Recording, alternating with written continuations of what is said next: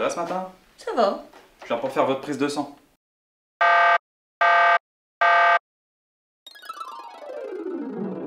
Madame Leclerc, à la prochaine contraction, il faut y aller. On y va, soufflez. Allez, on souffle, on souffle, on souffle et on pousse, on pousse, on pousse, on pousse, on pousse, on pousse, on pousse. Respirez, respirez bien. Bravo. Allez-y, allez-y, je vois la tête, Madame Leclerc. Il arrive.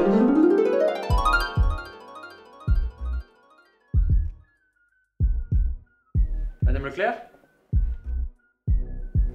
Madame Leclerc? Oui. Le recueil et la vérification de l'identité des patients est une étape incontournable. Pourriez-vous m'appeler votre nom, prénom et date de naissance, s'il vous plaît? Vérifier l'identité du patient, c'est s'assurer de son nom, de son prénom, de sa date de naissance et de son sexe. La vérification de l'identité du patient peut se faire soit en posant une question ouverte, pourriez-vous s'il vous plaît m'épeler votre nom, prénom et date de naissance, soit en vérifiant la concordance entre le bracelet du patient et les étiquettes du prélèvement. Enfin, ne pas oublier de renseigner les données cliniques et ou thérapeutiques du patient en fonction des analyses demandées.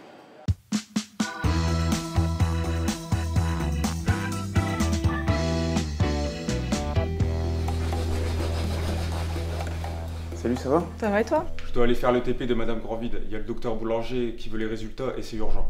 Ah oui, le labo a appelé ce matin. Le tube n'était pas assez rempli. C'est moi qui l'ai piqué pourtant, mais impossible de remplir ce maudit tube bleu. En plus, fais gaffe, elle est très difficile à piquer. Ça m'arrive souvent, ça dépend vraiment avec quoi je pique.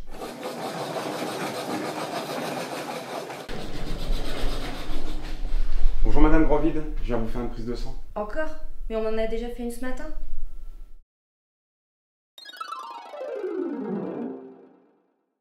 En plus, fais gaffe, elle est très difficile à piquer. Elle est très difficile à piquer. Elle est très difficile à piquer. Ça m'arrive souvent, ça dépend vraiment avec quoi je pique.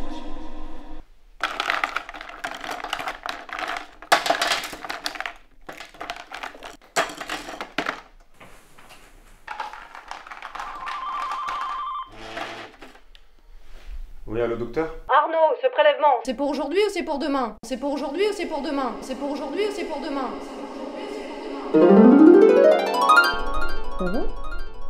Ça va? Ça va, monsieur?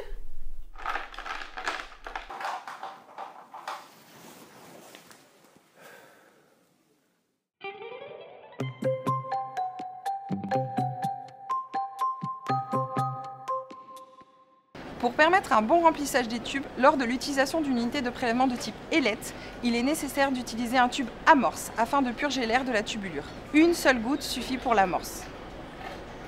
Pour l'hémostase, du fait de la présence d'un anticoagulant liquide dans le tube et pour respecter le ratio sang-anticoagulant, il faut au minimum remplir le tube jusqu'au repère circulaire visuel, faute de quoi le laboratoire n'effectuera pas l'analyse. Attention, ne pas confondre le tube d'amorce avec le tube sérum rouge qui lui contient un activateur de coagulation et peut fausser les résultats.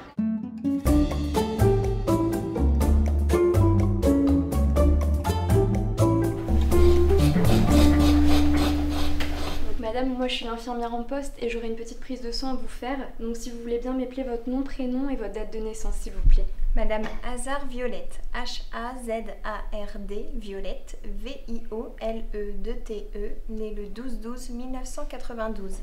Parfait, merci. Et bien en l'honneur de votre prénom, on va commencer par le tube violet.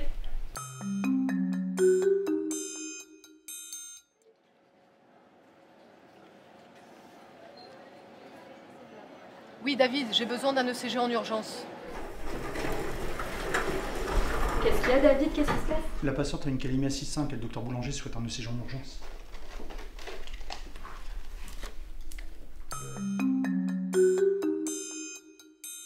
Bah non, Laurie, si tu respectes pas l'ordre des tubes, tu vas fausser les résultats du prélèvement.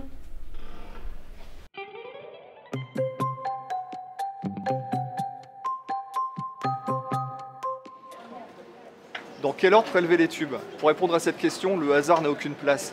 En effet, chaque catégorie de tubes contient un additif spécifique. Si on prélève les tubes au hasard, il existe un risque de contamination.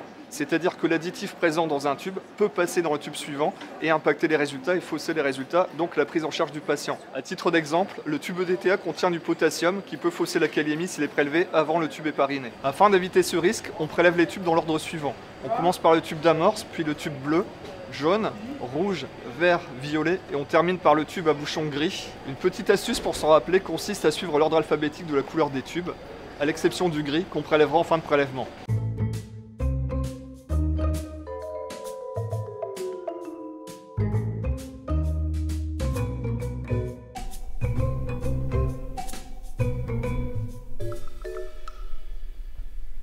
Et donc là, on va procéder à l'homogénéisation des tubes.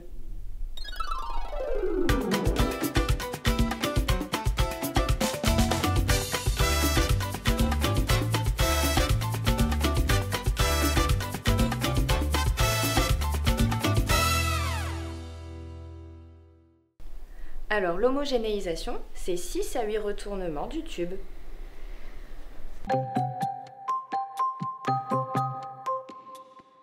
L'homogénéisation est indispensable afin d'assurer l'efficacité d'action de l'additif présent dans chaque tube, car ils en contiennent tous. Une homogénéisation réalisée correctement permet de disposer d'échantillons de qualité homogènes afin d'assurer les analyses et d'éviter toute problématique de dosage.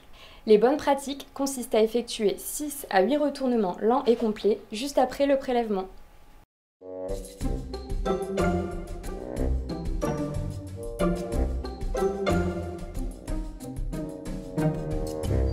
Une vérification correcte de l'identité consiste à faire épeler au patient son nom, prénom, date de naissance et ou passe par la vérification du bracelet d'identification. Alors, je m'appelle Madame Finale, F-I-N-A-L-E, Victoire, V-I-C-T-O-I-R-E, et je suis née le 20 janvier 1979. Ces informations doivent être en stricte cohérence avec celles inscrites sur les étiquettes qui serviront à identifier les prélèvements biologiques, car ceci n'est pas un tube, mais un patient. Avant de procéder au prélèvement, il est nécessaire de respecter les points suivants. La pose du garrot, le repérage du point de ponction, l'hygiène des mains, la préparation cutanée. Dès que le capital veineux du patient le permet, privilégier un prélèvement à l'aiguille. Le trajet du sang est alors direct de la veine jusqu'au tube. Toutefois, si une unité de prélèvement est utilisée, il faudra alors penser à percuter un tube d'amorce qui servira à purger l'air de la tubulure et assurer ainsi un remplissage optimal des tubes, qui est un prérequis pour les tubes citratés d'hémostase. Tous les tubes contiennent des additifs. Il est donc primordial de respecter l'ordre de prélèvement, amorce, bleu, jaune, rouge, vert, violet, gris. L'homogénéisation est nécessaire pour pouvoir assurer le contact du sang avec l'additif présent dans le tube, ceci afin de pouvoir disposer d'un échantillon de qualité homogène. Une fois le prélèvement réalisé, les tubes doivent être étiquetés au lit du patient. Le respect de ces bonnes pratiques concourt à la sécurité, à la qualité et au bien-être du patient, qui sont notre priorité.